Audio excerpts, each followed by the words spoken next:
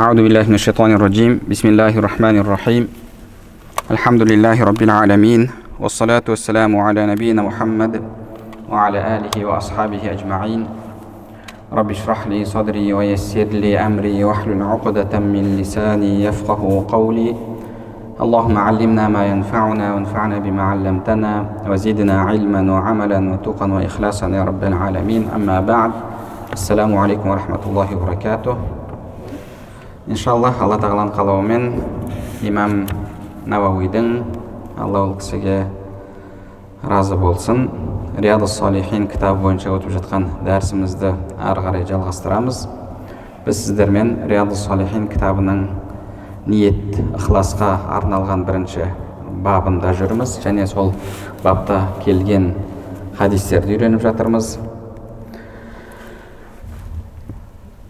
Келесі имам Науауи рахимахуллах келтірген хадис бұл وعن أبي هريرة رضي الله عنه قال. Бұл хадисті Абу Хурайра радиаллаху анху пайғамбарымыз саллаллаху алейхи уассаламнан бізге жеткізген. Ол кісі айтады: قال رسول الله صلى الله عليه وسلم. Алла елшісі саллаллаху алейхи уассалам айтты: صلاة الرجل جماعة تزيد على صلاته في سوقه وبيته 27 درجة. Ер адамның немесе кісінің жамағатпен оқыған намазы үйінде немесе базарда оқыған намазынан 20 бірнеше рет, немесе бид'a деген сөз жалпы араб тілінде 3 пен 9-ның арасында, яғни бір риуаяттарда 27 деп келеді, бір риуаяттарда 26 деп келеді. Пайғамбарымыз саллаллаху алейхи ва саллям айтады: кісінің жамағатпен оқыған намазы үйінде немесе базарда оқыған намазынан 20 бірнеше дәреже артық дейді. Пайғамбарымыз саллаллаху алейхи ва саллям көрсеткендей, әрбір ағзаларын 3 мәртеден жуып, және сондай-ақ хадистерде келгенде, мысалы қолды, аяқты жуған кезде пайғамбарымыз саллаллаху алейхи ва саллям айтады ғой: فَمَنْ اسْتَطَاعَ يُطِيلَ غُرَّتَهُ فَلْيَفْعَلْ. Кімде-кім, әлгі ғұрра деген сөз, немесе ғұрран мұхаджалин деп келеді хадисте, қиямет күні менің үмбеттерім дәреттің әсерінен бағанағы атқа ұқсатады пайғамбарымыз саллаллаху алейхи ва саллям. Аттың мысалы маңдайында қасқасы болады, кейін бағанағы қара ат мысалы ретінде аяқтары ақ болады. Солай дәреттің белгісінен, яғни дәрет алған жерлері солай нұр болып жарқырап келеді дейді. Және кім соны ұзарта алса ұзартсын дейді. Мысалы қолды жуған кезде кішкене бағанағы шынтақтан тағы да асырып, аяқты да тура солай жуатын болса, бұл әлгі басқа бір хадисте келген артық іс-әрекетке жатпайды. Соның барлығын толығымен орындап, солай жақсылап дәретін алып келетін болса дейді. ثُمَّ أَتَى الْمَسْجِدَ لَا يُرِيدُ إِلَّا الصَّلَاةَ. Жақсылап дәретін алып болғаннан кейін тек қана намазды ниет етіп мешітке келсе дейді.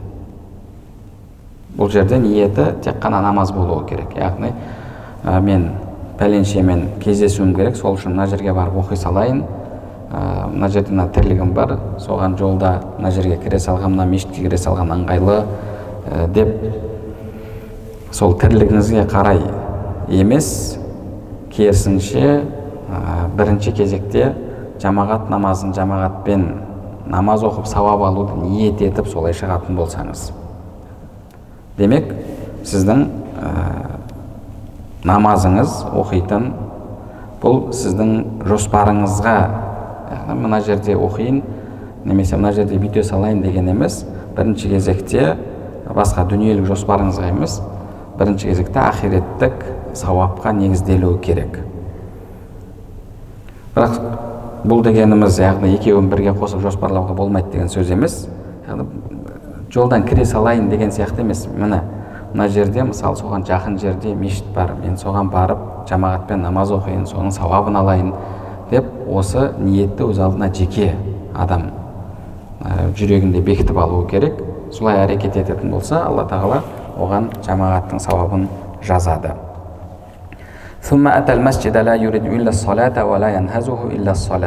Кейін ол мешітке келсе дейді, тек қана намазды қалап.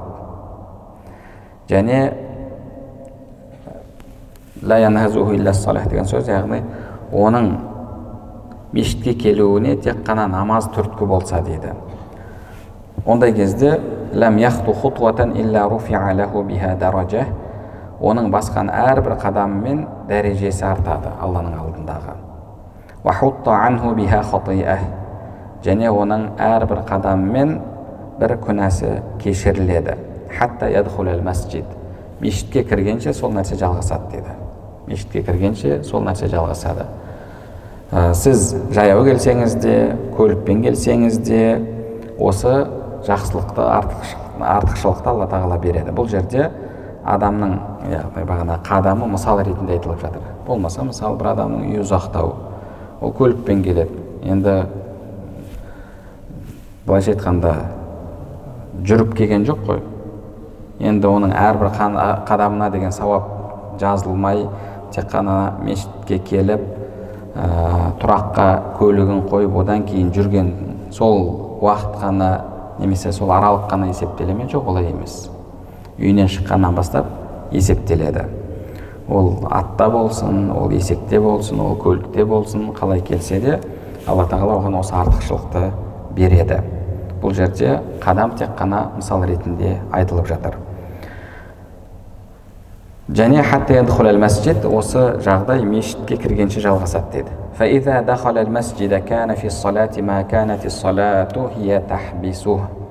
Және мешітке кіргеннен кейін намаздың себебімен мешітте қалатын болса, яғни мешітте қалуына себеп тек қана намаз болатын болса, ол адам Құран оқып отырса да, жай отырса да, намазда болып есептеледі.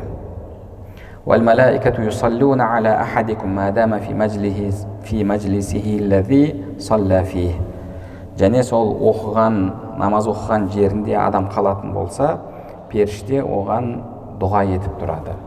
Періште оған дұға етіп тұрады. Яқулун Аллахумма архамху, Аллахумма гфир лаху, Аллахумма туб алейхи, ма лам ю'зи фихи, ма лам юхдис фихи. Және періштелер оған, Алла тағала, осы құлыңды мейіріміңе бөле, осы құлыңды кешір, осы құлыңа тәубе нәсіп ет, тәубесін қабыл ет деп, осылай сізге дұға жасап тұрады екен. Қай уақытқа дейін, немесе қандай шартпен? Мәләм ю'зи фих, егер мешітте біреуге зиян келтірмесе, және дәретін сақтайтын болса дейді. Егер дәретпен отыратын болса, Алла тағала періштелеріне ол кісіге сондай дұға жасатып қояды. Періштелер сіз үшін дұға жасап отырады. Муттафақун алейхи, хадисті имам Бухари және Муслим риуаят еткен. Осы хадиске қатысты имамдарымыз айтады, бұл хадистен қандай үкімдер аламыз, қандай пайдалар аламыз деген мәселеге қатысты айтады. جواز الصلاة في الأسواق وإن كانت مكروهة لما فيها من انشغال القلب وعدم الخشوع. Макрух болса да базарда намаз оқудың жайыздығы дейді. Бұл хадистен соны аламыз дейді. Неге макрух деп жатыр? Өйткені адам ол жерде ойын тұрақтай алмайды. Ойын тұрақтата алмайды, ойы тұрақтамайды. Мысалы, мына жерде сауда болып жатыр. Дүкеннің ішінде сауда болып жатыр. Бұл бір шетіне тұрды да намаз оқып жатыр. Жанында мысалы серігі бар, саудаласып жатыр. Жарайды деп келісіп бір бағаға бере салды. Бұл ішінен арзан беріп жіберді ғой, басқа қойды ғой деген сияқты осындай ана адаммен саудаласып тұруы мүмкін да. Сәл кешірек намазын бастамап, мынау құртты ғой деген сияқты, немесе дұрыстап саудаласу керек еді ғой деген сияқты осындай неше түрлі адамда ойлар тұрады. Неге? Өйткені бәрі құлағымен естіп тұр не болып жатқанын. Сол үшін де бағанағы жұмыс орныңызда тура сондай адамның ойын бөлетін мына жерде хадисте айтылып жатыр. Иншиғалул қалб ва адамул хушуъ дейді. Яғни адамның хушуъпен намаз оқуына кедергі болады дейді. Және жүрек басқа нәрсемен әуре болады дейді. Сол үшін де ондай жерде намаз оқу макрух дейді. Демек, мысалы мешіттің, базардың намазханасы бар. Жұмыс орныңыздан шығыңыз да намазханасына барып оқып келіңіз. Немесе жанында мешіт бар, сол жерге барып оқып келіңіз.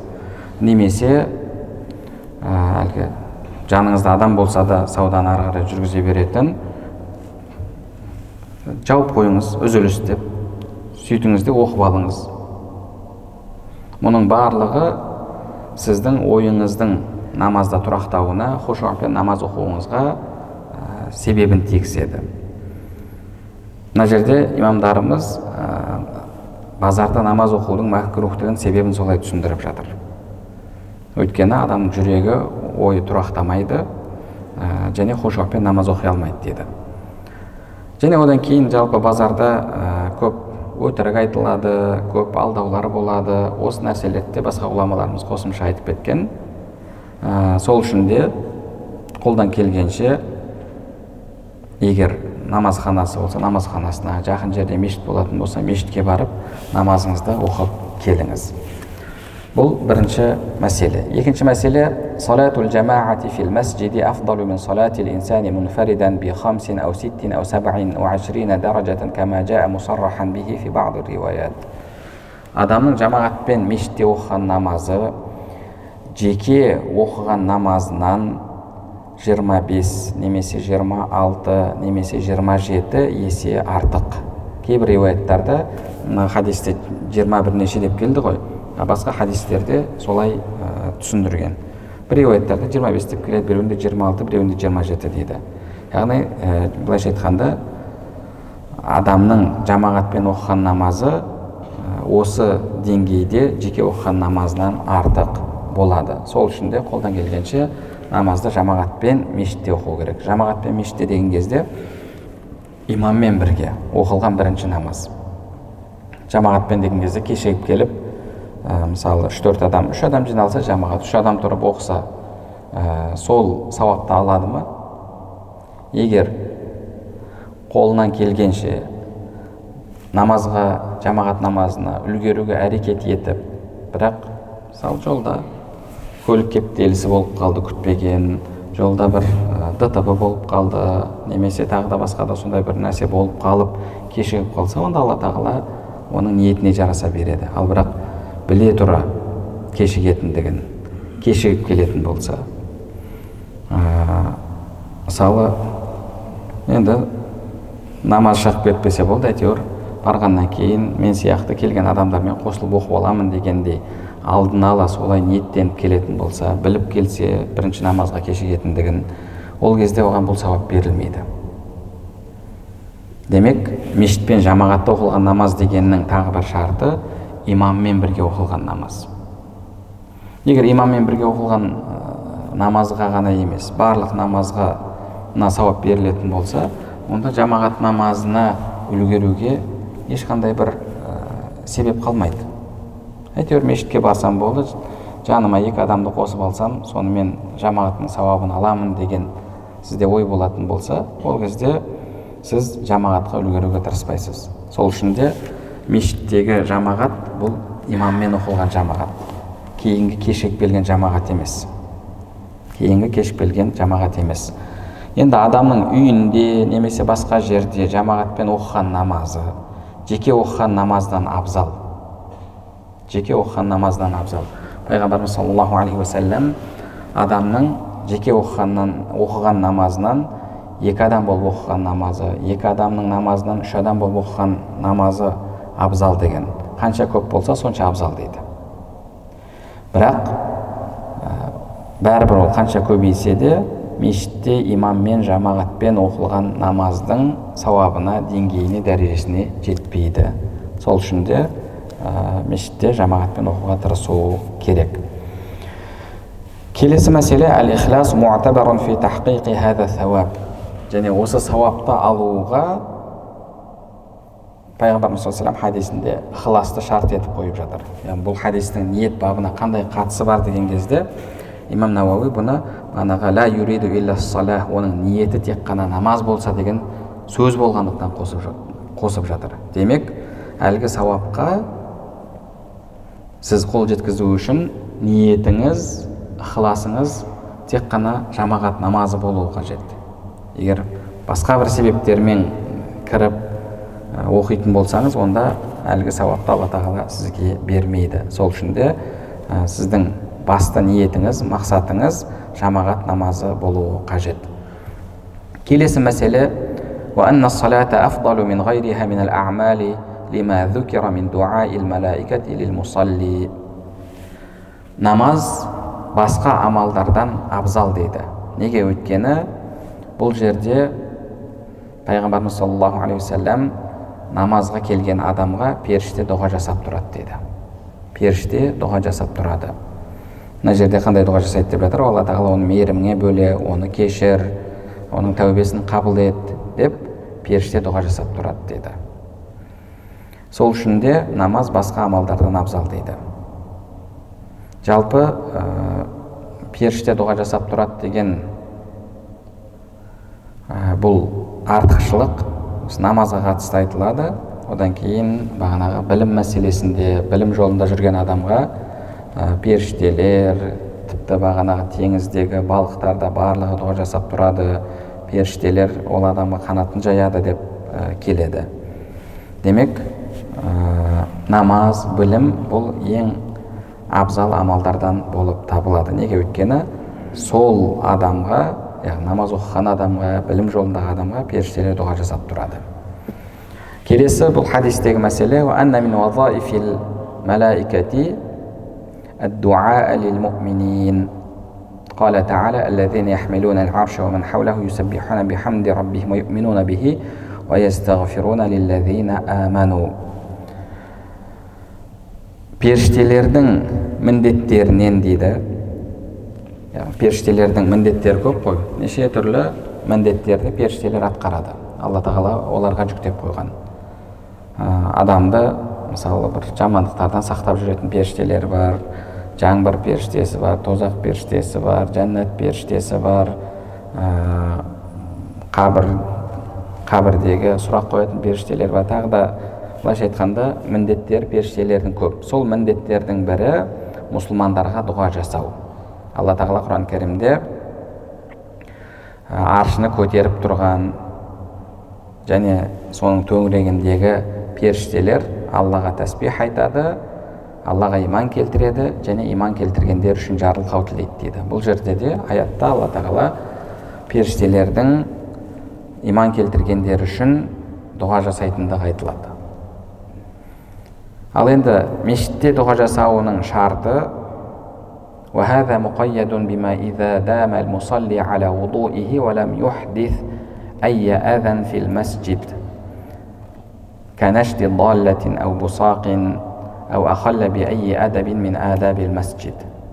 Енді бұның шарты дейді, ол адам мешітте болған кезде дәретін сақтаса және ешқандай бір адамдарға зиян келтіретін немесе мешіттің әдебіне қайшы келетін әрекеттер жасамаса дейді.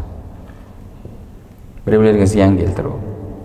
Мысалы, адамдар намаз оқып жатса, бұл телефонымен дауыстап сөйлесіп жатыр. Немесе бағанағы бір нәрсенің дауысын қатты шығарып қойып көріп жатыр мешітте.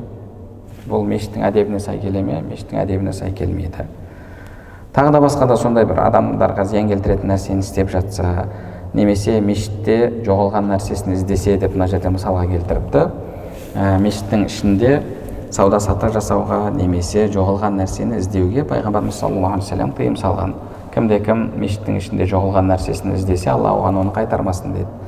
Кім мешіттің ішінде сауда саттық жасайтын болса, Алла тағала оның саудасына береке бермесін деп осылай ауыр дұға жасаған. Сол үшін де мешіттің ішінде бұл нәрселерді жасауға болмайды. Сондай-ақ мешіттің әдептерін сақтау қажет.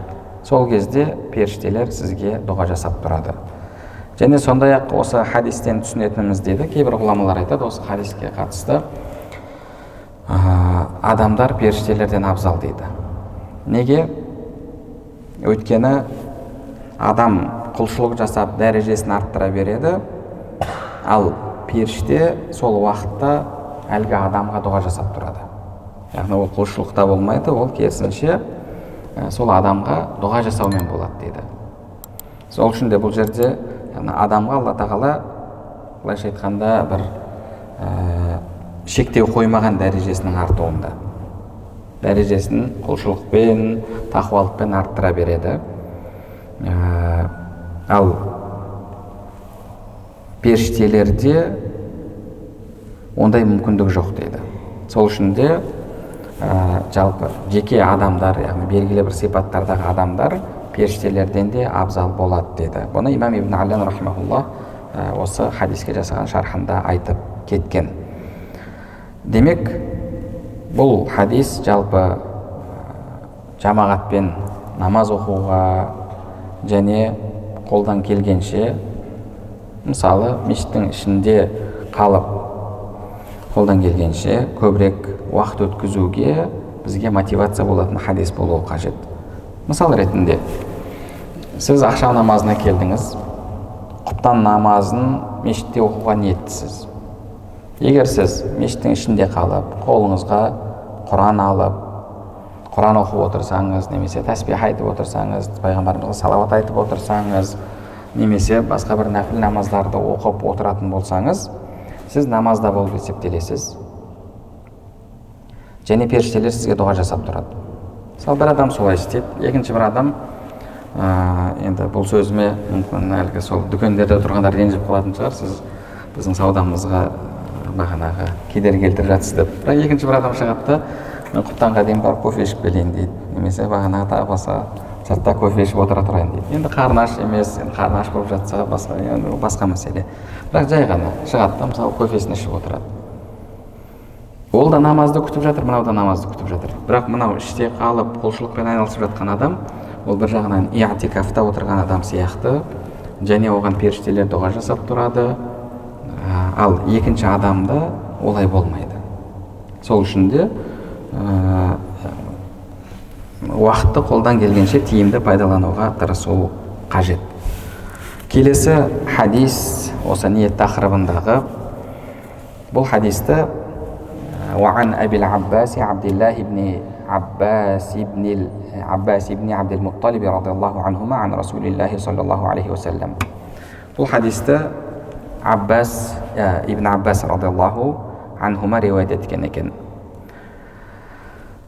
Ибн Аббас деген бұл Абдулла ибн Аббас, пайғамбарымыз саллаллаху алейхи вассалам ағасы, Аббастың баласы.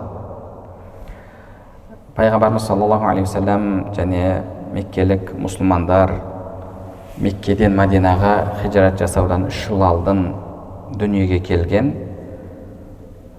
бір сондай бір уақыт болды. Мүшриктер пайғамбарымызды және бағанағы Хашим отбасын былайша айтқанда экономикалық бір қалай айтсақ болады, яғни экономикалық тұрғыдан оларға бойкот жариялап, олардан еш нәрсе сатып алмаймыз, оларға еш нәрсе сатпаймыз деген сияқты осындай бір 3 жылға жалғасқан қиын уақыт болды. Сол кезде дүниеге келген пайғамбарымыз саллаллаху алейхи вассалам дүниеден өткен кезде жасы шамамен 13-те болған жас сахабалардан. Өзі пайғамбарымыздан ең көп хадис еткен жас сахабалар, мысалы Абдулла ибн Умар, Абдулла ибн Аббас, Абдулла ибн Амр ибн ал-Ас, барлығы Абдуллалар. Және Абдулла ибн Зубайр бар. Жалпы негізгі танымал жас сахабалардан 4 сахаба бар. 4-еуінің де аты Абдулла. Біреуі Умардың баласы Абдулла, екіншісі осы Аббас радиаллаху анхудың баласы Абдулла, үшіншісі Зубайрдың баласы Абдулла, және 4-шісі Амр ибн ал-Астың баласы Абдулла. Және көптеген хадистерде осылар риуаят еткен. Ибн Аббас радиаллаху анхума ғалым болып отырған кезде соның жастық шақтағы досы айтқан: мына досымның басы істеп кетті кезінде маған жас кезімізде келген еді дейді осы Ибн Аббас. Жүр, білім алайық, үлкен сахабалар бар, пайғамбарымыздың көзін көрген, солардан білім алып қалайық деген кезде мен Ибн Аббасқа айтқам деді: сені кім керек етеді? Қарашы, қандай үлкен сахабалар бар, пайғамбарымыздың жанында 20 жыл жүрген, 10 жыл жүрген сахабалар бар. Сені кім керек етеді сондай сахабалар тұрған кезде деп мен қосылмадым дейді. Ал Абдулла ибн Аббас болса барып сол ғұлама сахабалардың алдына барып, солардан білім алып, солардың есігінің алдында отырып, кейбір сахабалар үйінен шыққан кезде енді жел тұрып тұрады, құм, сонда үсті басы құм болып, шаң болып есігінің алдында осы Абдулла ибн Аббастың күтіп отырғанын көрген кезде енді пайғамбарымыздың бір жағынан туысқаны, пайғамбарымыздың отбасы, біз күнде намазда Аллахумма салли аля Мухаммад ва аля али Мухаммад деп пайғамбарымызға, пайғамбарымыздың отбасына салауат айтамыз. Ол кісі пайғамбарымыздың отбасынан болып есептеледі.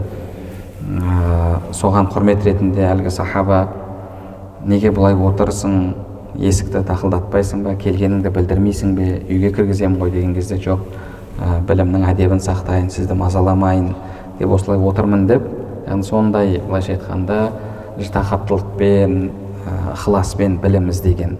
Кейін әлгі үлкен сахабалар жасы келіп, қайтыс болып, бір уақыттары адамдар осы сахабаларға білім алуға келетін болды.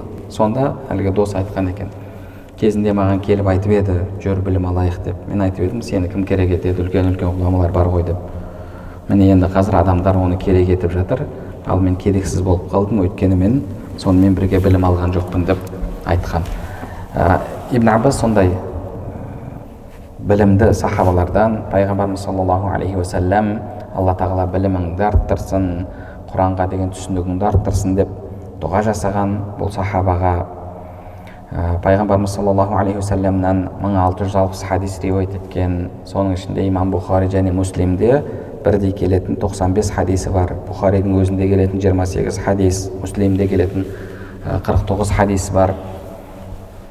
Шамамен 58, бір риуаяттарда 59 жылдарда дейді, Таиф қаласында қайтыс болған. Таиф деген білесіздер, Меккеге жақын таулы қала болып табылады. Умраға барғандар кейде гидтер бағана автобус ұйымдастыра алып барады. Маймылдар жүретін қала ғой, сондай таулы, салқындау, табиғаты керемет қала. Сол жерде Ибн Аббас радиаллаху анхума қайтыс болған. Ол кісінің жаназасын Али радиаллаху анхудың баласы Мухаммад ибн Ханафия, Али радиаллаху анхудың басқа әйелінен болған баласы шығарған, жаназасын шығарған, және осы үмбеттің тақуасы қайтыс болды деп айтқан. Яғни сондай ұлы сахабалардан. Сол кісі айтады, бұл кісінің енді күниясы Әбул Аббас, Аббастың әкесі. Арабтарда өз сондай әдет бар. Арабтарда егер мысалы сіздің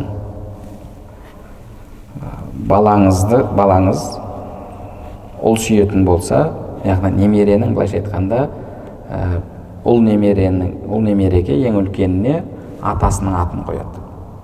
Атасының атын қояды. Бізде атасының бағанағы атын айтпа деп, бағана келінге атын айтпа деп, сондай бір әдет бар ғой. Ал бұларда керісінше әдеттер басқаша. Енді әр елдің салты басқа дегендей, бұларда сондай әдет бар. Мысалы бізде университетте оқыған кезде университетіміздің басшысы Мухаммад Рашид еді.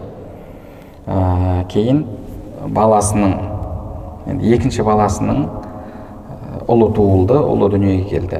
Енді үлкен баласында қыздар болды, әлі ұл дүниеге келмеген еді. Екінші баласының тұңғышы ұл болды. Сол кезде соған Мухаммад Рашид деп ат қойды. Кейін сұрап жатырмыз, бұл қаншасыншы Мухаммад Рашид десек, бұл 6-шы Мухаммад Рашид дейді. 6-шы Мухаммад Рашид. Кейін енді оның бірінші немересіне тағы да Мухаммад Рашид деген ат қойылады, ол 7-ші Мухаммад Рашид болады. Сөйтіп қайталана береді. Мына жерде Абдулла ибн Аббас. Абдулла ибн Аббастың әкесі Аббас және баласының аты тағы да Аббас. Яғни әкеге құрмет ретінде соның аты ұмытылмасын деп, олар да керісінше солай атын қойып жатады. Сол үшін де Абдулла ибн Аббастың баласының аты Аббас және әкесінің аты Аббас. Әбул Аббас деген Аббастың әкесі деген сөз. Яғни бұл кісінің куниясы. Куния деген біз өткен дәрістерде айтқандай, арабтарда сондай әдет бар, пәленшенің әкесі деп атайды. Сол егер ұлы болатын болса ұлмен, егер ұлы болмайтын болса мысалы қызымен деген сияқты солай пәленшенің әкесі деп атайды адамдар. Абдулла ибн Аббастың куниясы Әбул Аббас, әкесі Аббас, атасы Абдул-Мутталиб.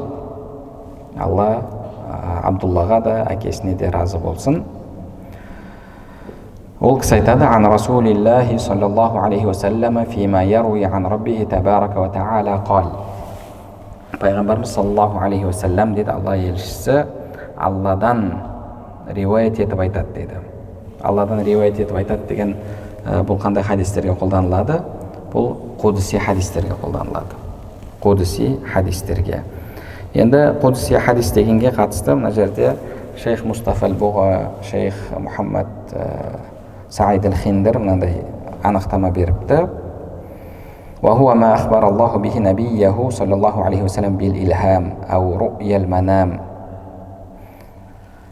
أو غير ذلك من كيفيات الوحي. Ол Алла тағаланың пайғамбарымызға жүрегіне салу арқылы, немесе түсінде көрсету арқылы, немесе басқа да бір уахидің жолдарымен білдірген сөзі дейді. Хадис қудси деген демек, бұл Алла тағаланың пайғамбарымыздың жүрегіне салу арқылы, немесе түсінде көрсету арқылы, немесе басқа да бір уахидің жолдарымен, кейде тіпті періште арқылы білдіреді. Ол да қудси хадис болады. Енді оның басқа хадистен, жай хадистен айырмашылығы неде? Қудси хадисте мағынасы Алла тағаладан. Алла тағала пайғамбарымыздың жүрегіне соны салады. Сол үшін де мысалы кейбір хадистерде көрсеңіз, хадистерде былай келеді: "Я ибадаллах, ва Алланың құлдары, куллукум даллун илля ман хадайту." Сендердің барлығың адасудасыңдар, тек қана мен тура жолға салғандар ғана тура жолда. Куллукум жия илля ман ат'амтуху. Сендердің барлығың ашсыңдар, кімді мен тоқ етсем, тамақтандырсам сол ғана тоқ деп осындай сөздер келеді. Ва немесе я ибади деп келеді. Я ибади, ва құлдарым деп келеді. Құлдарым деген сөзді пайғамбарымыз айта ма? Пайғамбарымыздың біз үмбетіміз, Алланың құлымыз. Не үшін құлдарым деп айтып жатыр?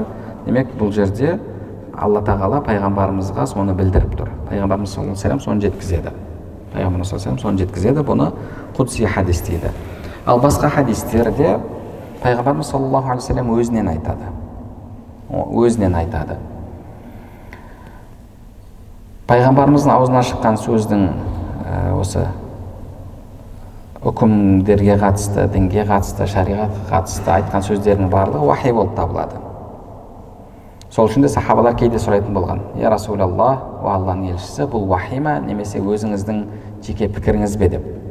Мысалы, әлгі соғыс мәселесінде, соғыстағы бір-екі айлаларға қатысты пайғамбарымыз былай істейік деген кезде сахабалар сұрады: "Я Расулаллах, бұны сіз уахи ретінде айтып жатырсыз ба, немесе өзіңіздің жеке бір тәжірибеңізге негізделіп айтып жатырсыз ба?" деген кезде жеке тәжірибе деді. Сонда пайғамбарымыз саллаллаху алейхи ва саллям сахабалар айтты: "Ондай болса былай істейік" деді. Былай істеген дұрысырақ деп. Мысалы Бәдір шайқасында, тағы да басқа да шайқастарда не мәселесінде де құрманы тәбирун нахл дейді ғой, жалпы енді білмеймін оны қалай аударуға болатынын.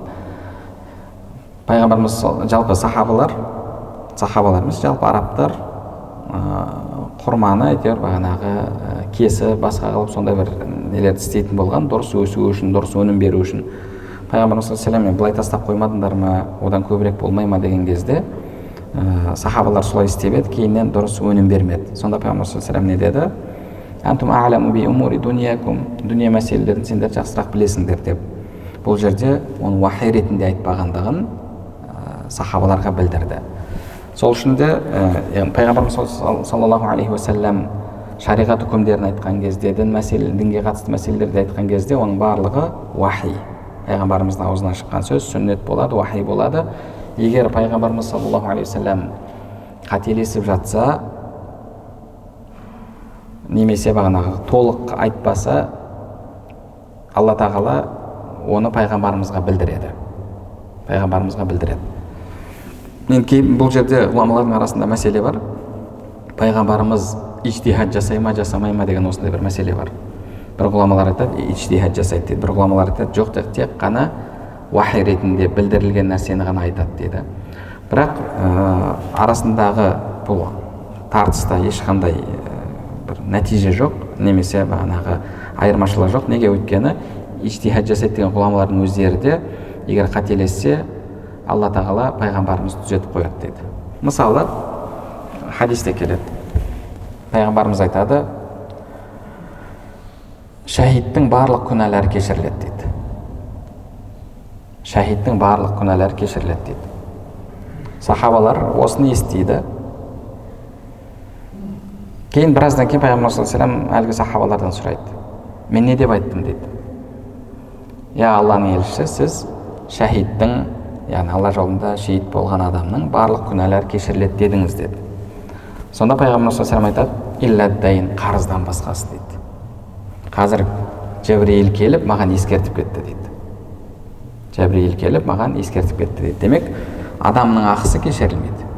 Қарыз, тағы да басқа да дүниелер кешірілмейді. Алла мен сол кісінің арасындағы мәселелердің барлығы кешіріледі. Осылай пайғамбарымыз саллаллаху алейхи вассаламға ескертіп отыратын болған. Мысалы, Бәдір шайқасында қолға түскен тұтқындарды не істейміз деген кезде бір кісі былай пікір айтты, екінші кісі былай айтты, Абу Бәкір радиаллаху анху өз пікірін айтты, Ибн Умар радиаллаху анху өзінің пікірін айтты. Пайғамбарымыз саллаллаху алейхи вассалам Абу Бәкір радиаллаху анхудың айтқаны бойынша әрекет етті. Бірақ кейіннен аят түсіп, дұрысы Умардың көзқарасы екендігін айтып ескертті.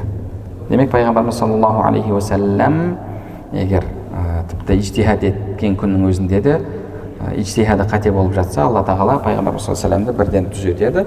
Сол үшін де пайғамбарымыз айтқан нәрсесінің барлығы не болады? Уахи, яғни уахи болып есептеледі.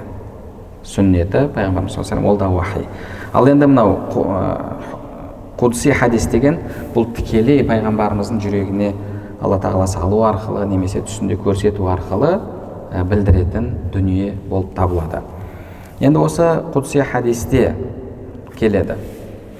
Пайғамбарымыз саллаллаху алейхи вассалам айтады, инна Аллаха катабал хасанати ва сайyiati thumma bayyana залик.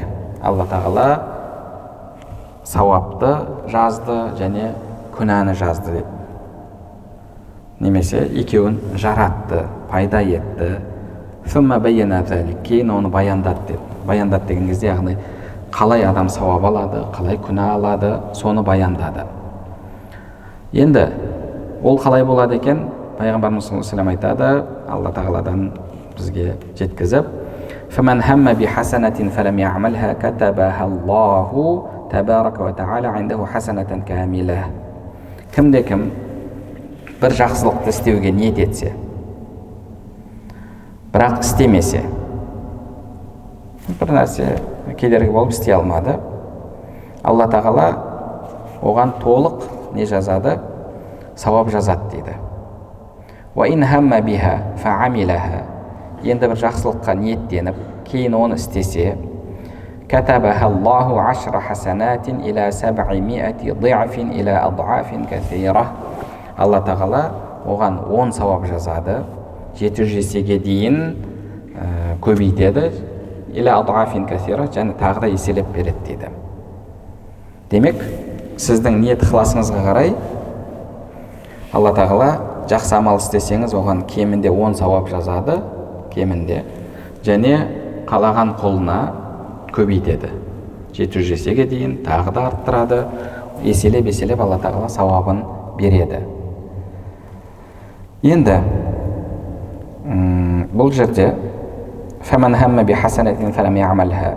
Кім-кім бір жақсылықты ниеттеніп, оны істемесе деген кезде, істейтін ниеті жоқ, ниеттеніп қояйын дейтін болса, оған сауап жазылмайды. Хамма деген сөз бұл жерде яғни кәдімгі істеймін деген толық ниеттің болуы. Жақсылыққа ниеттің өзі жақсылық. Кез келген нәрсе ойдан, ниеттен басталады. Сол үшін Алла тағала адамның ниетіне де сауап жазады. Ниетіне сауап жазады. Әрдайым жақсылықты ниеттеніңіз. Иншалла былай істеймін деп жақсылықты ниеттеніңіз. Егер оны істей алмай жатсаңыз, Алла тағала сізге ниеттің сауабын жазады. Ал егер бұл жерде ғұламаларымыз тағы айтады, егер әлгі іс сіздің әдетіңізден болса, яғни тұрақты түрде істеп жүрген ісіңіз болса, онда Алла тағала сізге сауабын толық жазады дейді. Ал егер істеп жүрген ісіңіз болмаса, әдетіңізде болмаса оны істеу, бірінші мәрте ниеттеніп жатырсыз, ол кезде Алла тағала сізге ниеттің сауабын жазады дейді.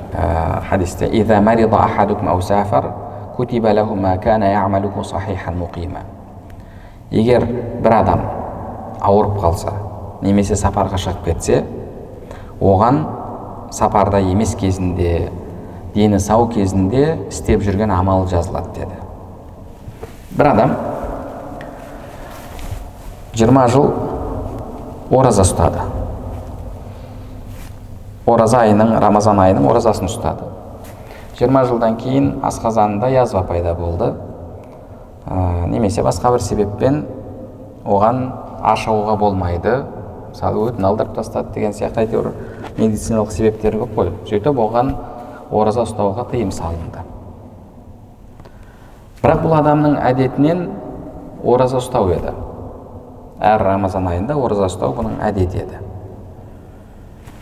Бұл адамға ауырып қалғаннан кейін, ұстай алмай қалғаннан кейін де Алла тағала ары қарай, мысалы 20 жасынан бастап намаз оқыды, ораза ұстады, 40 жасына келген кезде ауырып қалды, немесе 50-ге келген кезде ауырып қалды, сөйтіп ораза ұстай алмай қалды. Тағы да 30 жыл өмір сүрді, Алла тағала оған 30 жыл оразаның сауабын жазады. Неге? Өйткені ол сау кезінде сол нәрсені істеп жүрген еді. Сау кезінде сол нәрсені істеп жүрген еді.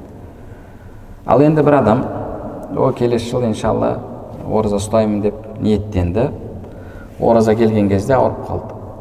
Ол адамға оразаның сауабы толық жазыла ма? Жоқ, жазылмайды. Алдын ораза ұстамаған, оған ниеттің сауабы жазылады. Сол үшін де біз осы жақсылыққа әдеттенетін болсақ, оны тұрақты түрде істейтін болсақ, қазір мүмкіндік бар кезде, кейін мүмкіндік болмай қалған кезде Алла тағала сізге соның сауабын жазып тұрады. Тағы бір адам тұрақты түрде дүйсенбі, бейсенбінің оразасын ұстайды. Бірақ сапарға шығып кетті. Сапарда сәрес ішуге мүмкіндік жоқ, жол ауыр, сөйтіп сапарда ораза ұстаған жоқ.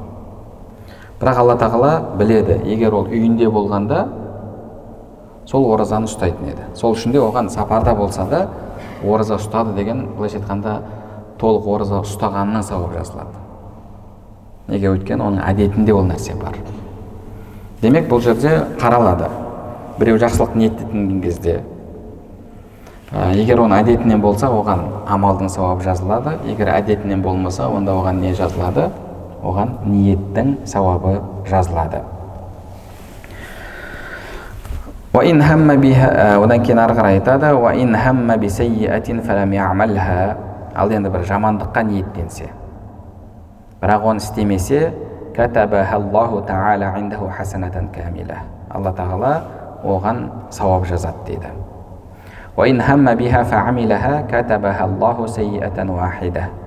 Егер жамандықты ниеттеніп, кейін оны істейтін болса, оған Алла тағала бір күнә жазады дейді. Бір күнә жазады. Өзі жалпы Құранда келеді ғой: "Ман жаа бил хасанати фалаху ашру амсалиха, ва ман жаа бис сайяти фала юджза илля мислаха." Кім сауап істесе, оған сауап амал істесе, оған 10 сауап жазылады дейді. Кім күнә істесе, оған сол күнә жазылады дейді. Демек, Алланың мейірімі, жақсы амал істесеңіз, сауапты істесеңіз, сізге кемінде 10 сауап жазылады. Алла тағала ары қарай қалаған құлына тағы да не қылып береді? Оны көбейтіп береді. Ал енді күнә істесеңіз, бір күнә жазылады. 10 күнә жазылмайды, 20 күнә жазылмайды. Енді бірақ күнәнің ауырлығына байланысты оның азабы ауырлауы мүмкін дейді ғұламалар. Мысалы, бір адам күнә істеді. екінші бір адам сол күнәні Рамазан айында істеді, үшінші бір адам сол күнәні Рамазан айында харам мешітінде істеді. Мысалы бір адам зина жасады, екінші бір адам туысқанымен зина жасады. Екеуі де ауыр күнә, бірақ туысқанымен жасалған зина мына зинадан ауырырақ. Жай күнде жасалған күнәдан қасиетті мекенде, қасиетті уақытта жасалған күнә ауырырақ болады. Енді ауырырақ деген кезде бұл жерде мынаған бір күнә жазылса, мынаған екі күнә, үш күнә немесе төрт күнә жазыла ма? Еш жерде ол айтылмаған. Бір күнә болып жазылады делген. Немесе бір харамыз бір күнә болып жазылады деген. 10 күнә болып жазылады демеген. Ол көбейтуді Алла тағала сауапқа қатысты айтады. Бірақ бір күнә болғанымен оның азабы ауыр болуы мүмкін.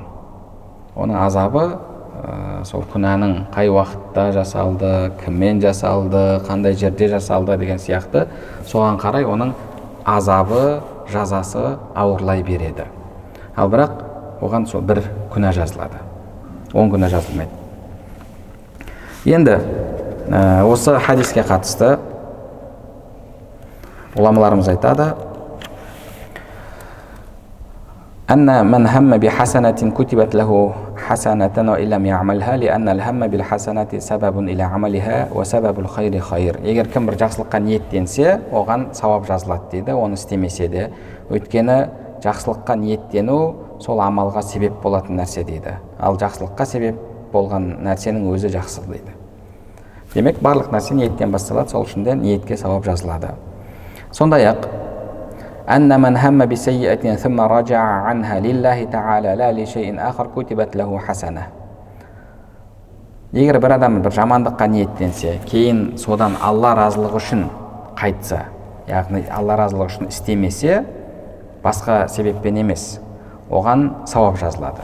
Ал егер басқа себеппен, басқа нәрсе кедергі болып қалып істемесе, онда оған не жазылады? Күнә жазылады. Онда оған күнә жазылады. Өйткені пайғамбарымыз саллаллаху алейхи вассалам біз алдыңғы сабақта өткен хадисте не деді? Екі мұсылман адам бір-біріне қару көтерсе. Екеуі бір-біріне қару көтеріп, кәдімгідей мысалы қылыш тасты немесе мылтықпен деген сияқты сөйтіп біреу өліп қалса, пайғамбарымыз саллаллаху алейхи вассалам не деді? Ал-қатилу вал-мақтулу фин-нар. Өлтірген де, өлген де тозақта деді. Сонда сахабалар сұрады: я Расулаллах, өлтірген адамды түсіндік, бірақ өлген адам не үшін тозақта деген кезде, өйткені ол да өзінің бауырын өлтірмекші болды дейді. Мынау күштірек болды да ананы өлтіріп қойды. Егер мынау әлсіздеу болғанда, екіншісі оны өлтіріп қоятын еді. Екеуі де ниеттенді. Бірақ біреуі ниеттенгенін істеді, екіншісі істей алмады. Сол сияқты, мысалы, бір адам үйінен бір жас жігіт зина жасауға шықты, бүкіл әрекетін жасады, сабана квартирасын жалдады, басқа қылды. Сөйтіп қызды алып кетуге барған кезде қыз мамам өліп қалды, шыға алмаймын деді. Бұл барлық нәрсеге ниеттеніп қойған, барлық нәрсені жоспарлап қойған. Сөйтіп ана жерден боқтанып кетті. Оған сол істі істеді деген күнә жазыла ма? Иә, күнә жазылады. Неге? Өйткені ол өз қалауымен оны тастаған жоқ. Басқа бір нәрсе себеп болып істей алмай қалды. Ол әлгі бауырына қылыш көтеріп өліп қалған адам сияқты. Бір нәрсе себеп болды да істей алмай қалды. Мысалы, ұрламақшы болып барып еді, камера өшу керек еді, камера өшпей қалды. Сөйтіп істей алмай кетті. Оған ұрлық жасады деген күнә жазылады. Сол үшін де бұл жерде имамдарымыз айтып жатыр: Алла разылығы үшін қайтатын болса дейді, онда оған сауап жазылады дейді. Алла разылығы үшін қайтатын болса, оған сауап жазылады. لأن رجوعه عن العزم عليها خير. Өйткені оның жамандықтан қайтуы жақсылық дейді. Сол үшін де Алла тағала оған сол үшін жақсылық береді дейді. فجوزي في مقابلته بحسنة.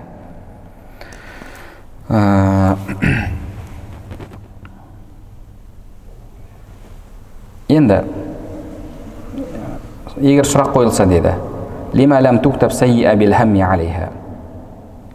Енді ол жамандықты ниеттенді ғой. Неге оған күнә жазылмайды десе, ниеттеніп қойған еді. Мына жерде хадисте не деп жатыр? Егер кім бір жамандыққа ниеттенетін болса, енді біз алдыңғы хадисте білдік қой, егер жамандыққа ниеттеніп бірақ оны істей алмай қалса, онда оған күнә жазылады. Енді мына жерде не үшін ол жамандықта ниеттенді ғой, оған неге күнә жазылмайды десе, оның жауабы дейді: аннал хамма бир-руджу'i мутааххирун фаякуну насихан лил-хаммил мутақаддим. Оның бірінші басында жамандықты жасау ниеті болды, кейін сол жамандықты жасамау, жамандықтан қайту ниеті болды. Мынау кейінгі ниет алдыңғы ниетті жояды дейді. Құранда Алла тағала иннал хасанат юзхибна сайиат, жақсылық жамандықты жояды дейді. Жақсылық жамандықты кетіреді. Пайғамбар саллаллаху алейхи ва саллям хадисінде айтады ғой: иттақиллаха хайсума кунт ва атби'ис сайиатал хасаната тамхуха. Қайда болсаң да Құдайдан қорқ, және бір күнә істеп қойсаң, артынан соны жоятын, соны өшіретін жақсы амал жаса дейді. Жақсы амал жаса. Ой, мен күнә істеп қойдым, болды, мен дайын емеспін, қазір бағанағы бет жоқ, басқа деп адам өзін тосуына болмайды. Әсіресе дінді білмейтін, діннен ұзақ адамдар солай істейді. Мешітке жүр десе, кеше ұрттап қойған едім дейді. Кеше ұрттап қойған едім. Ұрттап қойған болсаң, керісінше сен мешітке келуің керек, Құдайдан кешірім сұрауың керек. Сен мұқтажырақсың. Күнде барып жүрген адамнан гөрі намазға баруға, мешітке баруға, тәубеге сен мұқтажырақсың. Неге? Өйткені сен былайша айтқанда аурусың. Емге кім мұқтаж? Ауру адам мұқтаж. Күнә істеп жүріп, мешітке баруға дайын емеспін, немесе мешітке баруға бет жоқ дейтін адам, ол мен аурумын, бірақ емделуге бет жоқ деген сияқты адамды. Емделмесең қалай сен түзелесің? Мен тазарайын кейін барам дейді. Сен қалай намаз оқымай тазарасың? Сен қалай тәубе етпей тазарасың? Пайғамбар саллаллаху алейхи ва саллям айтады ғой, мысалы, намаз бұл 5 уақыт намаз. Сенің үйіңнің алдынан ағып жатқан өзен сияқты дейді. Сол өзенге күніне 5 рет түскен адамның үстінде кір қала ма дейді. Жоқ дейді. 5 уақыт намаз тура сол сияқты дейді. Сен намаз оқы десе, мен дайын емеспін, кеше ұрттап қойғам, дайын болайын дейді. Қалай дайын боласың сен? Қалай сен тазарасың? Сен тазару үшін намаз оқуың керек. Тазарып барып намаз оқымайсың. Тазару үшін намаз оқисың. Мысалы, ваннаға үстің кір. Ваннаға түссең, ванна қабылдасаң, душ қабылдасаң, үстің тазарады. Жоқ, мен ваннаға түсу үшін тазаруым керек деп айтасың ба? Қалай ваннаға түспей сен тазарасың? Үстің кірін қалай кетіресің? Ваннаға түсесің, жуынасың, сабын қолданасың, шампу қолданасың, тазарасың. Тура сол сияқты. Сен күнә істеп жүрсің, құлшылық жасайсың, тәубе етесің, сонымен жамандықты жақсылық жояды. Сенің жамандығыңды сол жасап жатқан күнәләрің өшіреді, солар жояды. Сол үшін де бұл жерде енді сен басында жамандықты ниет еттің, бірақ кейіннен жақсылық ниет еткен кезде жақсылық алдыңғы жамандықты жояды. Тек қана ниетіңде емес, сенің істеген ісіңді де жояды. Мысалы, білесіздер, бұл хадис бізде келесі хадис, иншалла оны келесі дәрісте үйренеміз. Әлгі 3 үңгірге кіріп, сонымен есік жабылып қалған адам. Тас түсіп, үңгірдің есігі жабылып қалған, немесе есіктен ашылып жабылатын есік емес қой, бірақ шығатын жер жабылып қалған 3 адам. Соның бірі әлгі мұқтаж болып алдына келген қызға, менімен зина жаса, мен саған көмектесем дейді. Әлгі қыз да қатты мұқтаж болып тұрады, соған келіседі. Сөйтіп, зина жасамақшы болып жатқан кезде әлгі қыз айтады, Құдайдан қорық дейді. Бұны тек қана адал жолмен істесең дейді. Сонда ойланып қалады да, Құдайдан қорқып тұрып кетеді. Және дұға жасаған кезде айтады: Алла тағала, соны сенің разылығы үшін жасаған болсам, бізге көмектес дейді. Сөйтіп, әлгі тас жылжиды. Демек, Алла тағала оның әлгі күнәсін кешірді. Және сол амалды жақсы амал ретінде қабылдады. Оның, мысалы, зина жасаған жоқ, бірақ әлгі қызбен жеке қалды. Мысалы, егер оның киімін шешкен болса, оның барлығы күнә болып есептеледі ғой. Бірақ жақсылықты ниеттеніп, қайтқан кезде жамандықтан Алла тағала оның күнәсін естеді, жойып жіберді, орнына сауап жазды. Сол үшін де егер бір адам күнә істейтін болса, тезірек тәубе етіп, оны жақсылықпен жуып шаюға әрекет етуі керек. Қалған хадистерді Алла нәсіп етсе, келесі дәрісте үйренетін боламыз. Алла тағала баршамызға пайдалы білім нәсіп етсін. Және сол алып жатқан білімдерімізге амал етуімізді, амалдарымыздың қабыл болуын нәсіп етсін. Субханакаллахумма бихамдик, ашхаду ан ла илаха илля анта, астағфирука ва атубу илейк.